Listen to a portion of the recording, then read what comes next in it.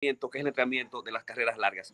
Así que está el doctor Jorge Piña, estamos esperando que nuestro corredor y coach especial, Andy Jiménez, se pueda integrar al programa absolutamente que tenemos nosotros hoy. Ya sabes tu ruta, la ruta es 26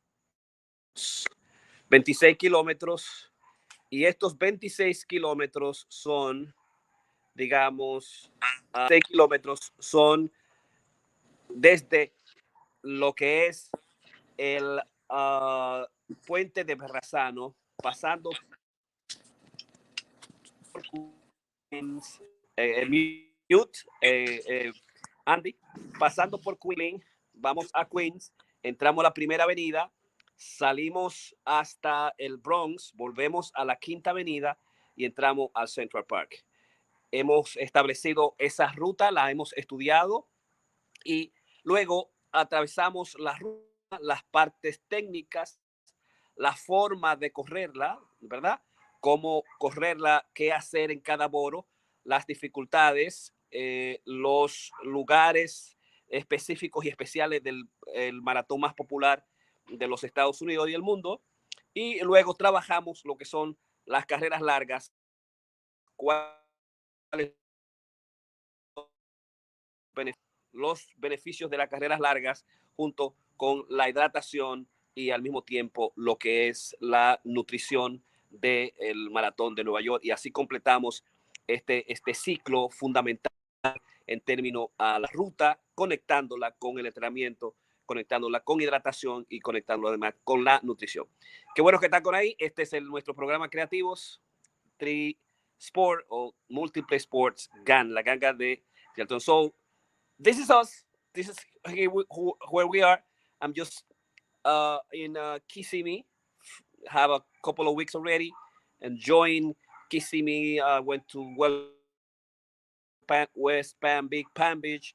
I went also to Naranja City. I went to Isla Morada, the Key. Was planning to go to lo que es Cayo. Se me fue. Andy, ¿tú me escuchas? Se fue un poquito la pantalla.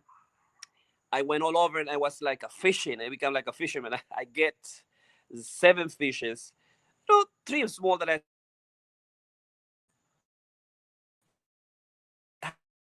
I take back. Quinino, Gabriel, and then we come back to Lake Wells and then Orlando, Kissimmee. So I'm gonna be here just sending my wishes to everybody that is in the podcast today, and thank you for being here. Andy Jimenez, how you doing? What's going on? I'm doing great. I'm doing good. I feel good. Glad to be here, and had a great day today. Had a quick, simple run today in Van Cortlandt Park in the hills. Did a 5K in the hills. It was a little tough, but it was good. A good workout, and but I feel great being here today. That's very nice. That's very nice. So today we're gonna go in terms of what do we do for the hydration and nutrition in the route. You know, in the route, not in the training. So whatever you do in the training have to be practice. You know, you have to practice your hydrations. What kind of water you're gonna take? What kind of these sports drinks, and also what kind of nutrition you're gonna have. So today I'm gonna go back to you running. You are in the place. You were starting there. What do we did in the past, and what can you do right there? La nutrición y la comida es un aspecto importante en el entrenamiento, pero vamos a hablar de qué se hace, qué hacemos nosotros desde que estamos en lo que es la ciudad de los deportes, del maratón, el espacio de los corrales, la espera necesaria, comemos, qué comemos, nos hidratamos, qué tipo de hidratación vamos a hacer. So, ese va a ser el diálogo que vamos a tener hoy, ¿no? So, tú estás allá de buscar una manera de cómo llegar a la carrera, ya sea por transporte público, ya sea por transportación por un autobús, sea con una transportación privada. Nosotros hicimos con la conexión de Van Courtland y íbamos por 2 años consecutivos en Van Courtland. Luego tuvimos que irnos en el último por asuntos de la pandemia con lo que es el autobús del New York City Marathon hasta Long Island, Staten Island, y de ahí hasta el Berrazano. Allá tú vas a encontrar chocolate, vas a encontrar agua, vas a encontrar la bebida deportiva adecuada, sea Gatorade o cualquier otra bebida. Puedes comer pan, podemos chocolate, puedes llevarte, si tú necesitas un desayuno suave, puedes llevarte tu desayuno y comenzar a nutrirte, puedes comenzar también a hidratarte, a tomar el agua necesaria. Obviamente, antes de comenzar, trata de estar lo más cercano al baño. So, let's say that's the way we start. That's what you're gonna find. That's the kind of water you're gonna get when you are just to start at the beginning of the race. Where the corals are, where all the athletes are waiting the corals to just to leave. So let's start from there, and be focused. You can bring your own water, you can bring your own food, but you're gonna get a lot of help and support in terms of hydrations and nutrition right there. So let's start from there. Andy. Yes. So I mean, from my experience, I mean, what I've done, or what I did last year, or what I've done with some of the marathons, is that I try to eat a good amount of carbs um, the day before, and I try not to eat too late. I try to cap it at around 7 o'clock because I don't want to go to sleep with a lot of that food heavy in my system. But I try to go have my pasta, have some carbs at the latest by 7 o'clock. I try to hydrate with a lot of alkaline water with electrolytes during the day. You know, I may consume maybe about 3 or 4 quarts and have that in my system. And then after that, I don't need anything. And then in the 3 hours before the marathon, I get up really early, and I may have like a half a bagel with peanut butter to have something in my system to start. And then the rest will be just sipping water throughout until my race time comes in. I try not to go too heavy like during the week with the carbs, but I know that we need the carbs for fuel, especially for a race like a marathon where your body's going to be pulling from that. But that's how I set up through that. And then during the race, I try to hit not every water station, but depending on how hot it is or if it's humid, I try to Let's go. stay there. Hold on, Andy. Let's stay Yes. there Okay. at the started line. So it's very important what you just said. We need to be ready nutrition wise the night before, all right? And also in the space of the race. So that's like very important to consider. We are assuming that you already got the training that you need, that you are hydrated enough through the process of the 7-10 days of what we call the tapering process, where you're gonna sleep enough, you're gonna have a lot of carbs, all right? You're gonna do a combination of carb, fasting, depletions of carb, and also fasting, so that you can play with the last need of glycogen you're gonna need for the last 10 miles, the last 6 miles, the last 10K. All right, so we are there. What do we do moving forward for the next 5K? So, ¿qué hacemos nosotros entonces? Ya hablamos de la nutrición, que es importante en términos de lograrla en el corral cuando tú vas a salir. Que recuérdate que tú vas a pasar 4 horas y media aproximadamente, que es el averaje de los corredores que corren el maratón y se han entrenado adecuadamente. 4 horas y media, pero tú tienes todavía 7 horas para terminar el maratón. Tú tienes hasta 9 horas. Creo que Ramón Blandino lo terminó a las 9 horas y a las 9 horas le dieron su medalla, ¿verdad? O sea, tú tienes 7 horas en última instancia para terminar tu maratón, pero el average es que la planificación es que el corredor lo puede hacer en las 4 horas y media y lo haga y lo puede hacer desde estar ahí, desde estar, digamos, en lo que es el, los corrales, las ciudades, los maratones, el inicio del maratón. Tú no pudiste dormir, estaba demasiado nervioso, tú no comiste lo suficiente, tú no hidrataste lo suficiente. En la mañana, lleva la comida de carbohidratos que tú necesites, lleva sobre todo aquellos gels que tú preparaste y la nutrición, el tipo de agua que tú quieras. Hay gente que es picky y no quiere beber ningún agua, no quiere pegarse ningún pico de ninguna botella. Entonces tú puedes llevar el agua que tú vas a beber y puedes llevar también, puedes tú preparar tus alimentos. Si tú necesitas preparar tus alimentos para llevártelo, you can have a breakfast, have the drink that you want to drink, have the gel that you're going to bring right there. So let's go 5 miles to 5 miles. Las primeros 5 millas, la primera 5K, los 3.1, es suficiente para tú darte cuenta que estás en la carrera, cuán rápido vas, cuán lento vas, si está demasiado sudado, dependiendo de la temperatura, si sientes de alguna manera que te falta un poquito la energía, si sientes que tienes dolor, ¿verdad? O si sientes la boca seca, obviamente, si tienes la boca seca, estás respirando demasiado fuerte, lo más seguro es que te estás deshidratando demasiado rápido, lo más seguro es que vas demasiado veloz.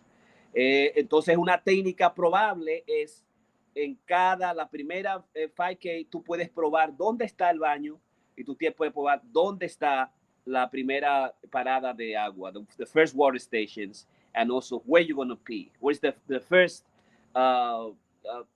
pit stop that you're gonna do if you feel doing that? Because remember, you can be you can have a lot of anxiety at starting, and then you forget that you drank a lot of water, and all of a sudden you are running fast, and all of a sudden you want to have a pit stop, so you have to plan also that, and you can't see where is it, or if it's too full, you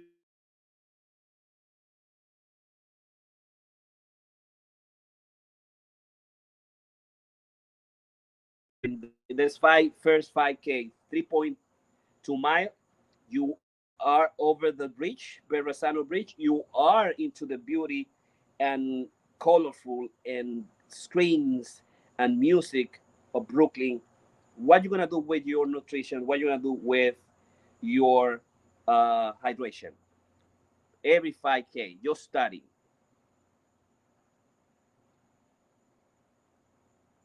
Andy? Yes. So yeah, I mean, for me, the first 5K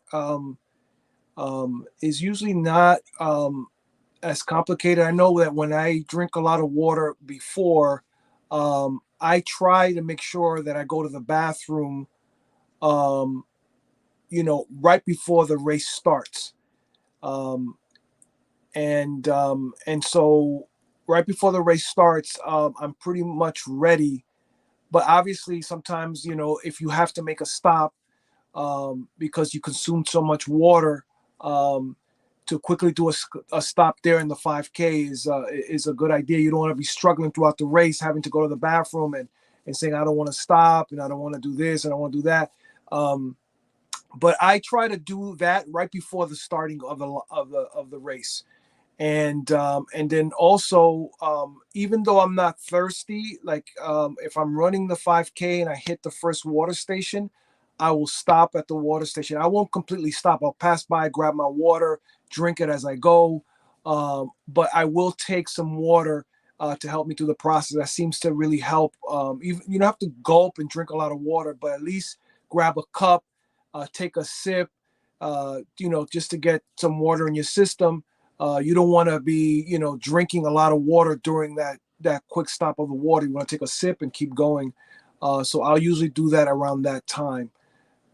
But before, in reference to the bathroom, I try to do that before I start the race. Great. So we got through what we call we can see a la poeta atleta ya en la penumbra, leyendo, pensando, mientras nosotros estamos trabajando aquí en nuestro podcast. Eso es bueno, ya está pensando mientras nosotros nuestro trabajito.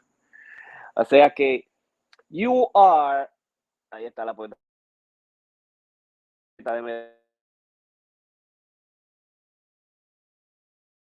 pero las 10 millas y estas primeras 10 millas pasaste los primeros 3.2K, estás en Brooklyn, las primeras 2 millas son en el Verrazano, hasta la 13 millas, ¿verdad? Estás en Queens. Ese proceso es importante saber cómo está la temperatura, cómo está tu cuerpo, si estás sudando, si tú estás en lo que es calentamiento, en el proceso de las primeras 10 millas, ¿no? Si no, las 5 millas son lo que yo utilizo para el calentamiento, para sentir mi cuerpo, para eliminar el nerviosismo que tengo, para probar que para tomar un gel, puedo tomar un gel, veo si hay algún gel, puedo comenzar a hacer la combinación de Gatorade o cualquier bebida deportiva que yo tenga, Gatorade or water. So my first time is going to be, how do I feel I am warm enough? Did I begin the combinations of water and Gatorade if they haven't any kind of sport that they can use? I'm going to feed my body. I'm going to go through the process of the 10 miles, and reaching to the Queensboro, I believe, where most likely I'm gonna get to the half marathon, 13 miles within, the Verrazano Bridge, Brooklyn's and Queens, and I'm gonna be sure to do, if I need a gel, if I need a banana. I'm gonna be careful in the process of when I'm in Brooklyn, Queens, because then people will pass you drinks and will pass you, all kinds of drink, all kinds of alcohol, and if you just got the temptation to use it, you're gonna be in difficult situations, because then you're gonna be more hydrated, gonna need more water and more water. So that's what I will do in the half a mile. If I have a gel, I will use it. I know that by mile 15, mile 20, probably in the end of Bronx or Queens, is that might be used by the New York Roadrunner, and I will try to have a couple of them. I take 3 or 4 or 5. Every half an hour I can take one with combination of water. So, Andy.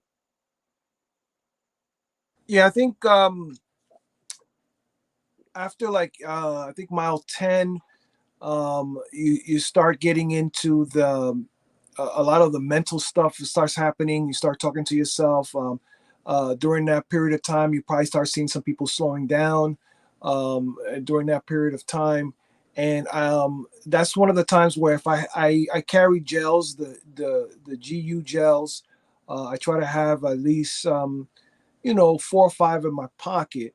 But I may not consume all of those, but I'll take one and I don't take the whole thing, but I'll start sipping on them to give me a little bit of energy throughout the run, throughout that process. I remember the time before when I didn't have the experience with those gels, I consumed too much of them. I think I consumed like 7 or 8 of those things, and that's not healthy. I think consuming too much of those at one time, especially on an empty stomach, may not go well for some people. But I think if you sip on them, and for those who don't understand what the gels are basically little combinations of glucose or carbs that you can take as you're running, so that it can give you some energy in the process during the race, a little shot of energy to help you get through the miles. But I think it's good to have some of those. I have some of the wafers as well. They have the honey wafers that you can have, some items that you can have, so that if you can get hungry. I know during the process sometimes you can get hungry during the run, and it's good to have something. I know from last year, I heard some people were passing by certain boroughs, and people were giving them pizza and stuff like that. I would advise you not to eat pizza during the run. That's my personal opinion, but somebody might think otherwise. But they were eating pizza and all kinds of stuff during the race, and I don't think that's a really good idea. I think very small portions of something to eat, like Dr. Piña said, maybe a half a banana, a wafer, maybe a piece of a bagel or something like that, something simple, but you don't want to fill yourself up with a lot of food or start taking food during that process. And the gels, just take sips of them throughout the whole process.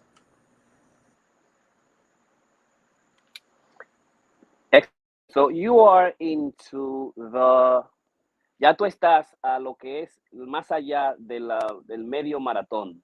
Y está probablemente entre las 2 horas de estar corriendo.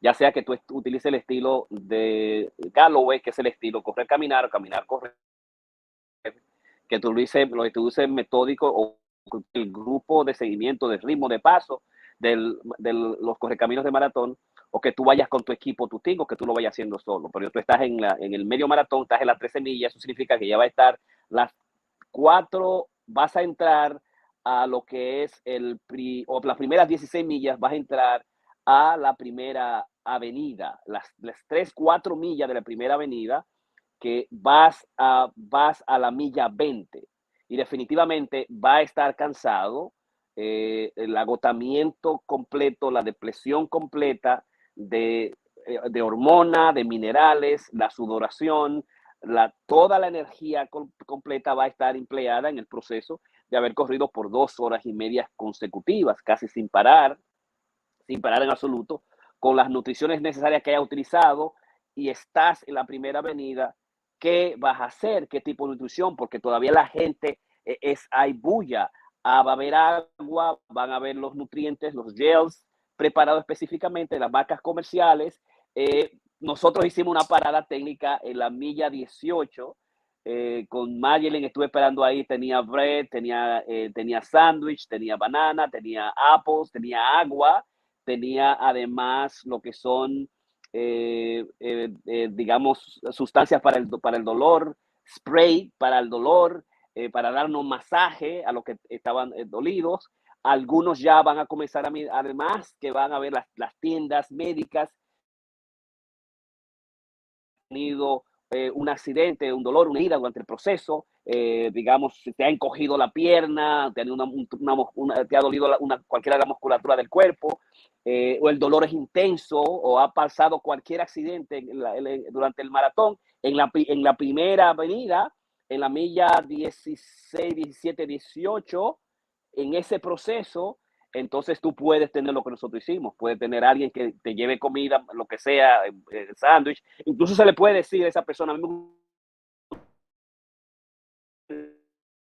a las 3 horas ya le gustaría tener un sándwich de este tipo, o una banana de nuevo, un apple. De nuevo, nos aconsejamos, como dice Andy, que nadie coma ninguna comida que esté dando, ni ninguna bebida rara, extraña, que no esté dentro de las mesas correspondientes al maratón. Entonces, ya si tú en ese proceso debes estar lo suficientemente hidratado, chequear que hayas ido al baño si es posible, o a un PI, si no estás llegando a un récord de la carrera, darte cuenta que tú vas para la pared, que tú vas para la milla 20, y darte cuenta que biológicamente, psicológicamente, el hombre está entrenado solamente para correr 20 millas con la capacidad nutritiva y hidratación necesaria. A la milla 20 tú tienes que saber que tú tienes que tener la energía clave en tu cuerpo, la nutrición adecuada en tu cuerpo, en los últimos 10K, los últimos 10 kilómetros, importante, y eso lo vamos a dejar para al final del programa. ¿Qué harías y qué hiciste en el proceso de entrar antes de las 20 millas, ante la milla 20, ante la pared, esas 10 millas finales o esas 5 millas finales, después que uno sale del puente de Queen? What happened there? What did you do? What kind of hydration, nutrition? How do you feel that process? And did you use the place for the apple, for the banana, for the sandwich that Magdalene had? Did you use any tent, any medication needed in that process? What happened with you there? Well, for me, in mile 20, I started feeling the effects of the run. Some people will feel different things, but for me, my hips started locking up. I was feeling like I needed to stretch my legs a little bit, and that actually helped. I stopped and I had an apple, I had some water, but I also stretched because I felt like my hips were locking up, And even though there's 6 miles left, those 6 miles look like they're forever because you've been running for so long. It seems challenging to think, okay, wow, I still got 6 more miles to go. And I know when we've practiced, you know, you've done your 10K and it's not a big deal, but after you're running 20 miles, those 6 miles look like they're forever. But for me, stretching helped me a lot. With some people, if they do stretch, they may want to stretch as they go. But I think that helped me a lot. And having something to eat, I just had an apple and had some water. I didn't want to consume too much. But the other thing also is keep moving and don't come to a complete stop where there is no movement. Because after you've been running for so long, for so many hours, if you come to a complete stop and you don't, you're going to feel like your body's going to lock up and you may develop some cramps and it may be more difficult for you to start running again. So my advice is that when you hit mile 20 and you have something, keep moving, keep walking. Don't come to a complete stop, because if you do, your body may react a certain way and you may have some difficulties just trying to get back into the rhythm of running. So do not come to a complete stop on mile 20. Just keep it moving, get something to eat. If you have to stretch, drink some water, but keep your body moving and don't come to a complete stop. Good. So all right. So we got to the mile 20. Llegamos a la pared. Estamos en la pared. ¿Cuál es el proceso de nutrición de hidratación que nos corresponde hacer absolutamente cuando nuestro cuerpo está definitivamente depletado de la energía necesaria, que la consumió, que estamos solos, que es tu proceso final, que son tus últimas 6 millas, 6.2 millas, logramos el maratón, pero estamos en la pared, consumido completamente? What's the next step right there? How do you feel? Do you need a massage? I remember that in 2018, 2019, there was some Mexican there in 20 miles 20, the Bronx, and they gave me a tremendous massage in my whole body. You know, Karina tried she's all, the way they were doing that to me, and she wanted that for her, but it was too late. I don't know what happened. They didn't have the same energy. So that helped me out in one of my New York City marathon to get to the finish line. Okay, Tylenol in one of the marathon. I feel some pain. I think I use a Tylenol, something like that. I got some food at mile 20, probably my 20 when I was to the Fifth Avenue. Always I have my sister-in-law, my sons, my children are there waiting for me. Some family just to hug me. The food of hugging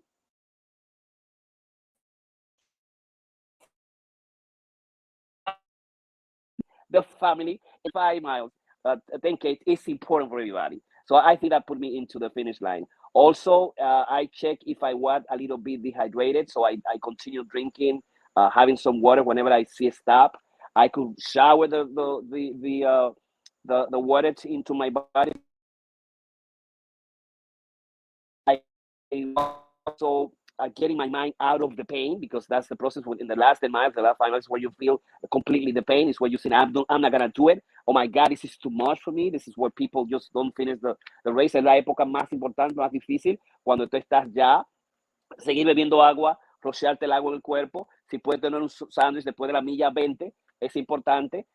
Y después va a ser el trabajo mental de estar en el Parque Central, ver lo que es la bulla y la bienvenida de la carrera final, de la recta final, que es también otro tipo de alimento que tú vas a tener, ¿no? Ya al final, no creo que ninguno de nosotros esté pensando en comer, ni esté pensando tampoco en beber, sino todo lo que vas a estar pensando es cómo tú llegas a la recta final. Las paradas de bebida, las paradas de comida, las posibilidades de sándwich ya no existen. Hay que evitar cualquier problema de indigestión al final de la última carrera. Hay que evitar con la emoción que tú vayas a vomitar. Entonces es preocupante, ¿verdad? Que está llegando a tu carrera final y de repente te estés vomitando. Obviamente, mucha gente ha llegado a la recta final vomitando. No importa que tú llegues desbaratado, como sea, pero debe llegar a la recta final intacto y con la energía necesaria para darle los últimos 400 metros, el push that is needed. what happened to you in those last 10K in terms of nutrition and hydrations, and what did you do at the end, Andy? Yeah, toward the end, my body, I felt like it was really hurting, and I did. There was I'm not sure if it was one of the runners actually had. Um, I saw there actually had some salt tablets because I didn't have any salt tablets. I wasn't totally prepared with a lot of stuff, but she had some salt tablets and she offered me, I think, some aspirin, and that helped.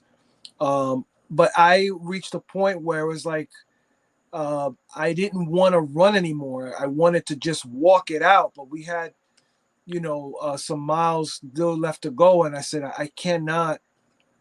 I'm talking to myself, and I cannot just stay here and walk this off. I gotta finish strong because that's one of the things that we've done with our training is to always try to finish strong. And but it was difficult. The last 6 miles for me were difficult. I had some things that I had done before that weren't very good, which was I had mentioned a lot to the runners that I did a workout a couple of days before the marathon, a leg workout, lifting weights, which was not a wise thing to do. We were supposed to be tapering off and kind of going down on our training, and I did a complete strength training workout for my legs, which was like ridiculous. So that added to the situation, to my run, and so it made it more difficult. But my family was there, and I wanted to make sure that I finished strong, and I wanted to finish because it got difficult.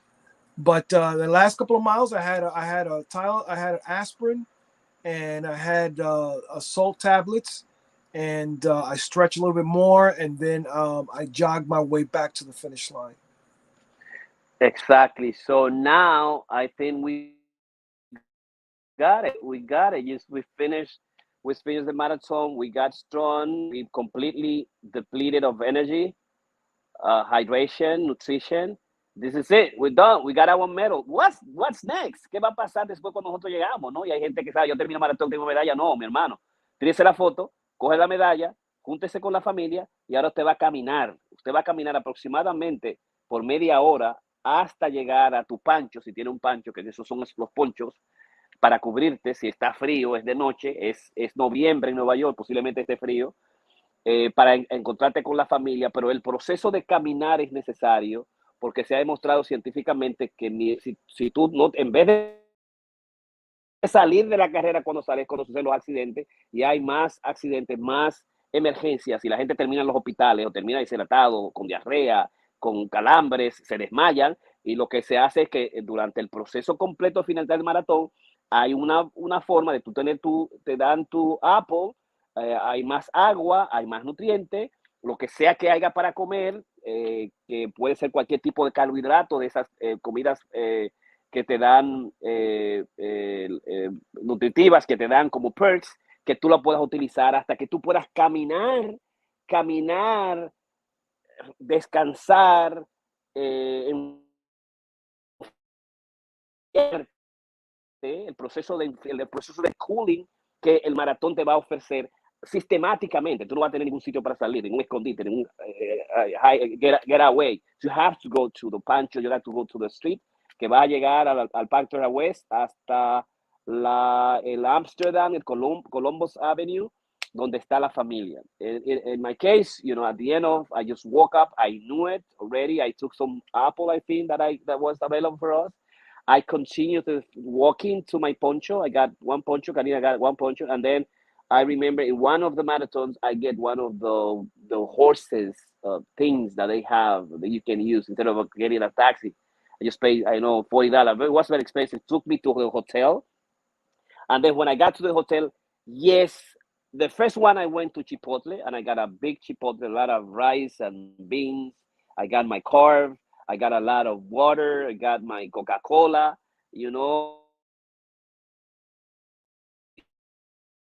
That I needed, and the last group hotel close to the finish line, and we have a lot of food. We have pizza, we have carb, pasta, we have a lot of hydrations there. At that time also, one of the runner proposed to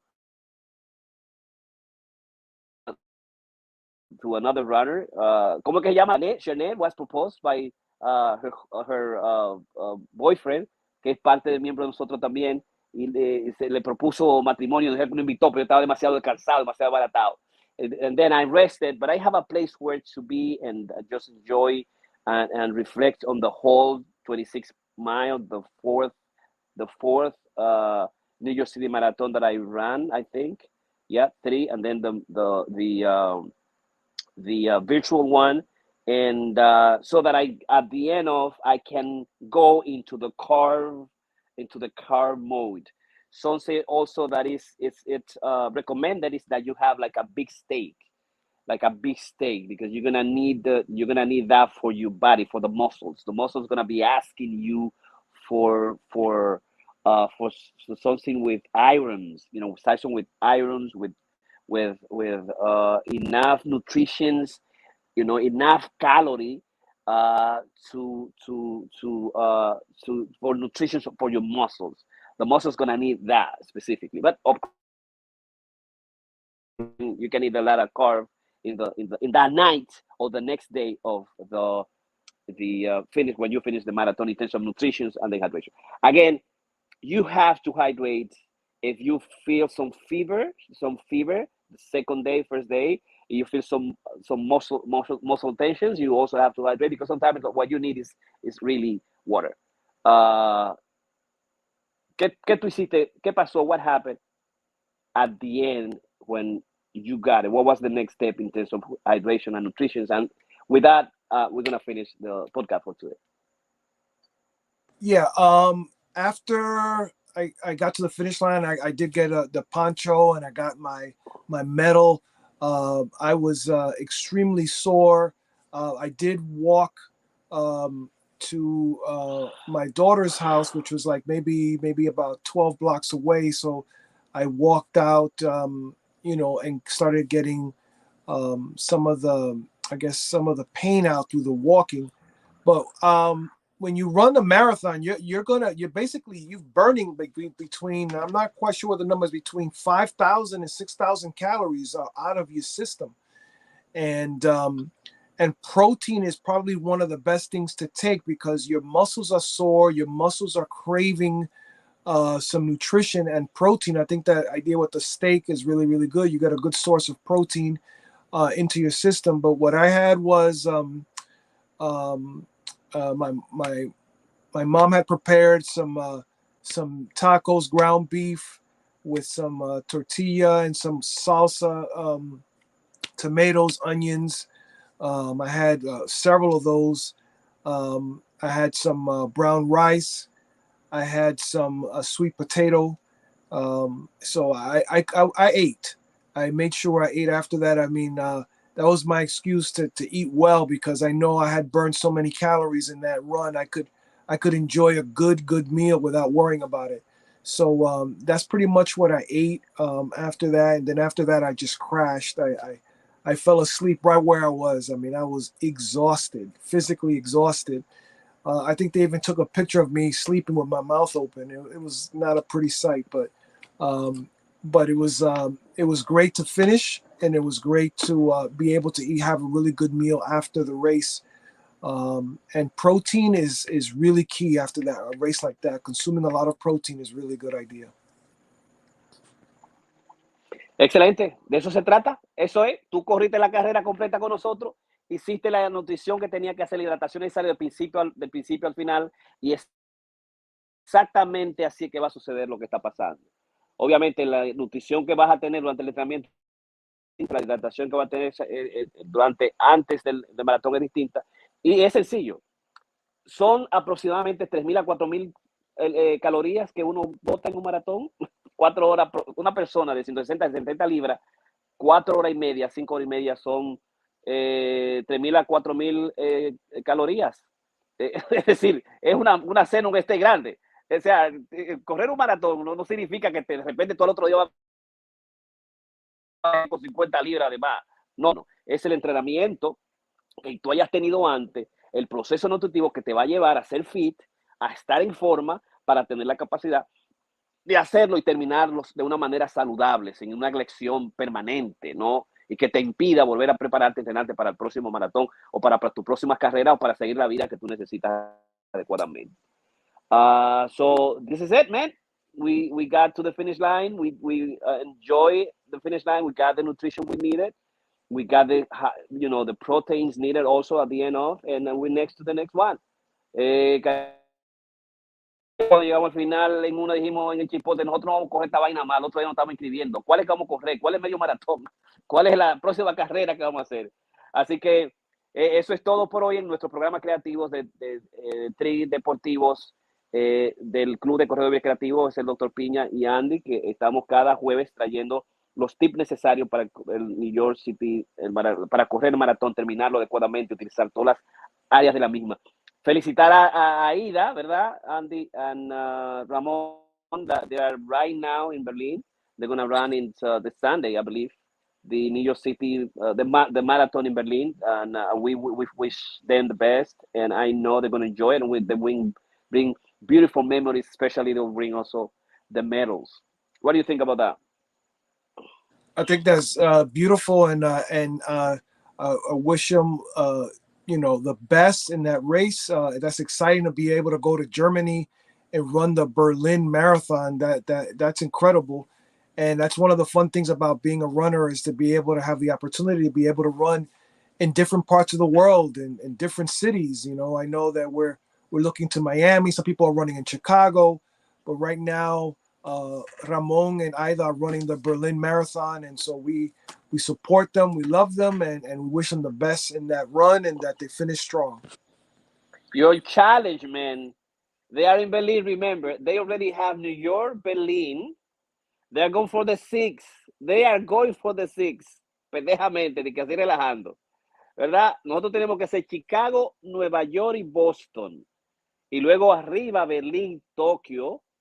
¿Verdad? Berlín, Tokio y Londres, London. They already have New York and they have Berlin in Europe. They are ahead, man. So you know what I mean? You know what I mean? So we have to finish the Boston here, the Chicago, we got the New York, and we need to be thinking in terms of when are we gonna go to Berlin, when are we gonna go to London, when are we gonna go and do Tokyo? Because Ramón Aida, ellos van adelante, ellos saben lo que está haciendo. Así que vamos a prepararnos para eso, vamos a correr el mundo. Let's run the world together. Bye bye. Yes. Bye. My people.